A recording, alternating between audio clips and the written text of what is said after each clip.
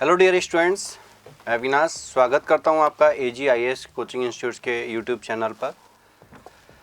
आज बेटा हम बहुत अच्छा एक टॉपिक डिस्कस करने वाले हैं जिससे जो आपका CSET में पूछा जाता है।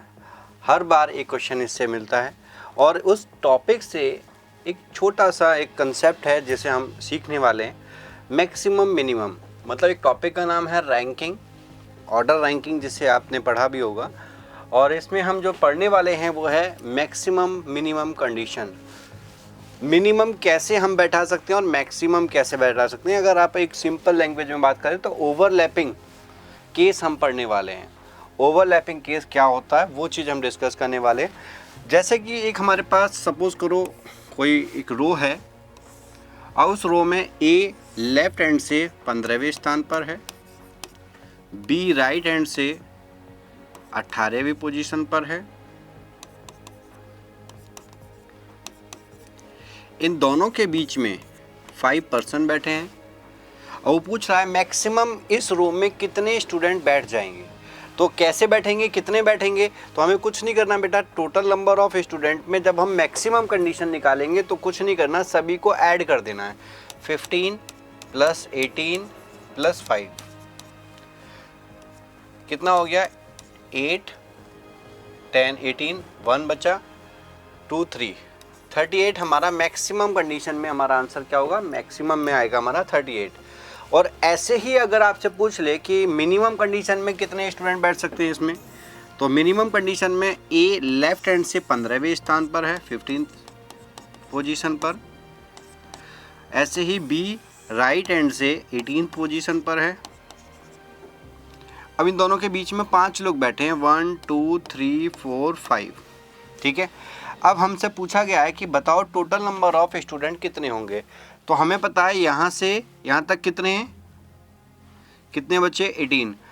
राइट हैंड से 18 है तो इसके इधर कितने बैठ जाएंगे भाई? ये 18 है, 17 पोजीशन ये हो गई, 16 ये हो गई, और 15 14 और 13 और 12 पोजीशन पर A है।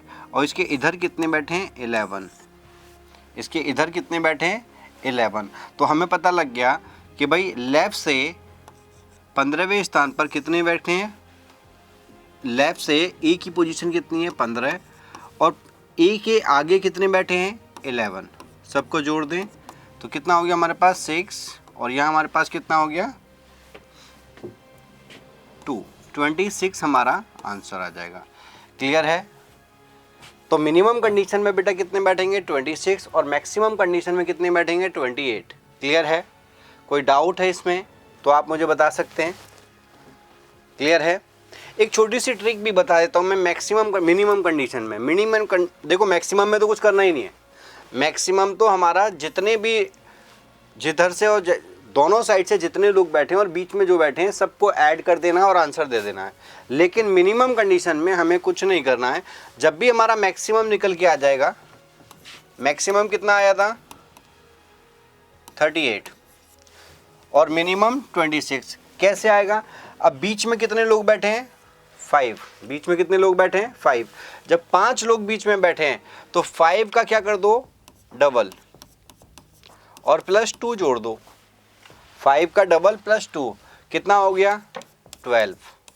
और इस 12 को इसमें से रिड्यूस कर दीजिए, घटा दीजिए, कितना आ जाएगा? 26। ये मिनिमम कंडीशन हो गई।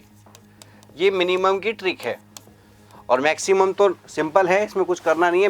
मिनिमम में क्या करना है? जो जितने बीच में लोग बैठे हैं उनका जस्ट डबल +2 ये हमें ऐड करके उन्हें माइनस कर देना है मैक्सिमम में से, और जो भी वैल्यू आएगी वो हमारा आंसर होगा।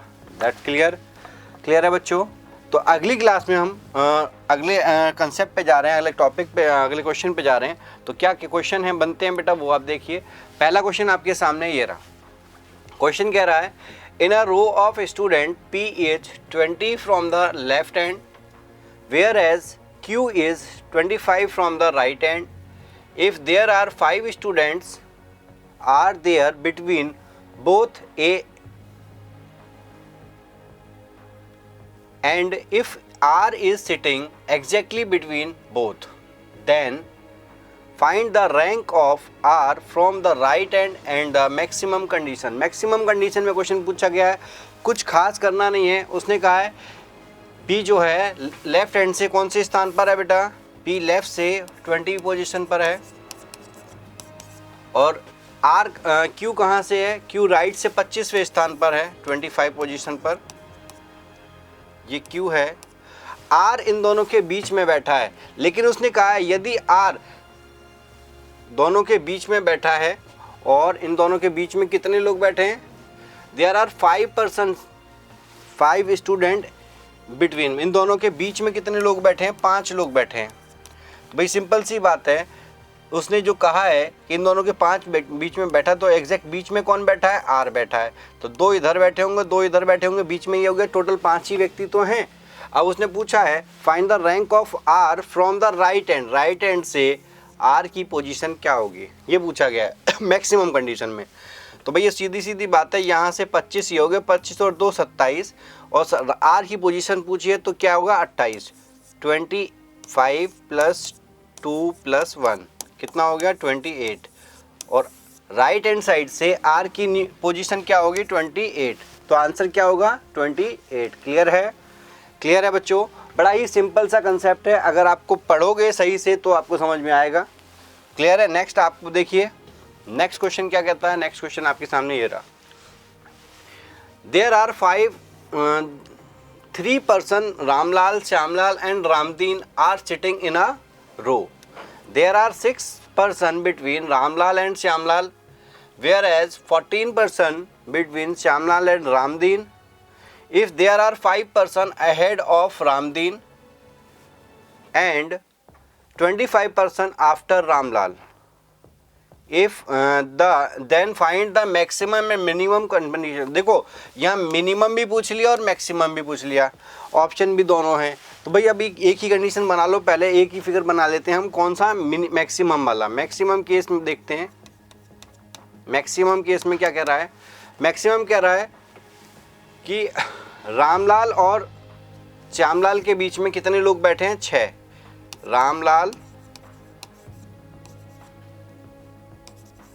और श्यामलाल के बीच में कितने लोग बैठे हैं 6, ठीक है।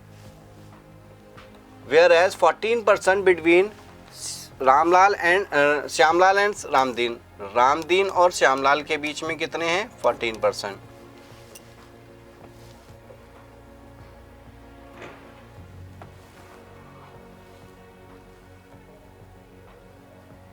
Whereas 14 person between Shyamlal and Ramdeen, if there are 5 person ahead of Ramdeen.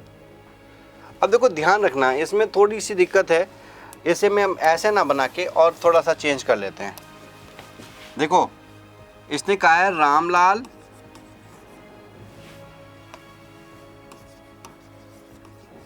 Ramlal और श्यामलाल, इन दोनों के बीच में कितने लोग बैठे हैं 6। श्यामलाल और रामदीन के बीच में कितने बैठे हैं 14। अब उसने कहा है 5 person ahead of Ramdin, Ramdin के आगे 5 व्यक्ति और बैठे हैं, क्लियर है। And 25 person after Ramdin, Ramlal, और इसके आगे कितने बैठे हैं 25 लोग। देन फाइंड द, अब इसमें हमें कुछ नहीं करना, सबको ऐड कर लो, 5 और 14 कितने हो गए 19, 19 और 6 25, और 25 50, 50 तो ये हो गए, और 3 लोग ये हो गए रामदीन, श्यामलाल और रामलाल, टोटल कितने हो गए 3, कितना है 53। तो 53 ऑप्शन में से कौन सा दे रहा है 53, हमारे पास 2 दे रहे हैं, तो ना तो आंसर ये होगा ना ये आंसर ही होगा, ठीक है, या तो आंसर सी होगा या डी होगा। लेकिन अब मिनिमम केस बनाना पड़ेगा, क्योंकि मैक्सिमम से हमारा आंसर नहीं आएगा, तो मिनिमम देख लो, मिनिमम कैसे बनाएंगे। उसने कहा है बेटा रामलाल और श्यामलाल के बीच में कितने लोग बैठे हैं 6 लोग बैठे हैं, तो मैं रामलाल को बीच में ले आऊँ। अगर मैं रामलाल को बीच में ले आता हूँ और श्यामलाल को इधर ले आता हूँ, तो इसने कहा है रामलाल और श्यामलाल के बीच में 6 लोग बैठे हैं, क्लियर है। और रामलाल और रामदीन, सॉरी श्यामलाल और रामदीन के बीच में कितने बैठे हैं, श्यामलाल और रामदीन के बीच में टोटल बैठे हैं हमारे पास कितने 14, तो 6 ये हो गए, 7वां ये हो गया। तो रामदीन अगर मैं यहाँ बैठा देता हूँ तो रामदीन को यहाँ बैठाते तो 7 लोग यहाँ होंगे भाई। 6 ये हो गए, 7वां ये हो गया, 6 इसके बीच में, 7 इसके बीच में, भाई इन दोनों के बीच में 14 हैं, 7 ये हो गए। अब इसने कहा है रामदीन से पहले 5 हैं और रामलाल से आगे कितने हैं, 25 हैं, 6 और एक 7, 25 में से 7 घटा दो, कितने बचेंगे, 18 ही होंगे। तो सबको जोड़ लो, 24 और 18, हाँ 25, ठीक है। 18 और 6, 18 6 24, 24 और 7, 24 और 7 31 और 5, 31 और 5 36, 37, 38, 39। तो मिनिमम कंडीशन में कितने होंगे, 39। तो 39 हमारा कौन सा ऑप्शन बन रहा है, ऑप्शन नंबर डी। क्लियर है, क्लियर है बच्चे। तो ये हमारे पास 2 आंसर आपके सामने ये आ गए हैं। मैक्सिमम कितने होंगे 53 और मिनिमम कितने होंगे 39। क्लियर है। तो यही पूरा कंसेप्ट है बेटा। नेक्स्ट क्वेश्चन आप खुद करके दिखाएंगे मुझे। ये क्वेश्चन आपके लिए होमवर्क है, आप इसका आंसर मुझे कमेंट में बताएंगे कि इसका आंसर क्या होगा, ठीक है। तो अगर आपको ये लेक्चर, ये कंसेप्ट समझ में आया हो तो आप मुझे बताएंगे कि ये समझ में आया है। इससे नेक्स्ट लेक्चर जो हम पढ़ेंगे वो है आपका इंटरचेंजिंग पोजीशन को इंटरचेंज कैसे करेंगे, तो वो सारी चीज़ें हम नेक्स्ट क्लास में डिस्कस करेंगे। तो आज के लिए इतना ही। Okay, all the best, thank you बेटा।